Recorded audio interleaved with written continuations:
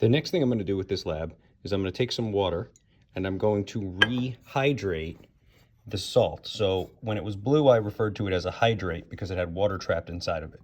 After I heated it up and removed all the water, it turned gray. Obviously, you lose the water, you lose the color. And the reason I'm calling it a salt now is because there's no water present. So it's just a plain old ionic compound with no water attached. So I'm not going to call it a hydrate. When I add the water back in, it will become a hydrate again, and you should see the color come back as well. So let's see what happens.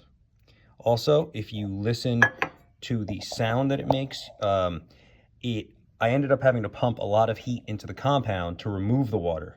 When I add the water back in, I'll actually get some of that energy back, and it's going to result with the water heating up to the point where it may even boil if I add it slowly enough.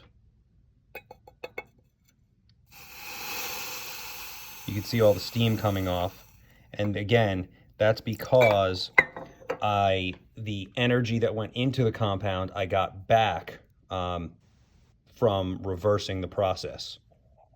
And you can see it's not as good as it was the last time. It's not the same pretty blue that it was, and the reason for that is by heating it, we actually partially break down and partially decompose the compounds, so they don't go back to exactly the same way that they were, mainly because we heated it so quickly to remove the heat. If we would have done it at a lower temperature and for a longer period of time, we probably would have gotten something that looked more like the original chemical, but that's good enough. We can see that the blue came back, which means we got some of the original hydrate back.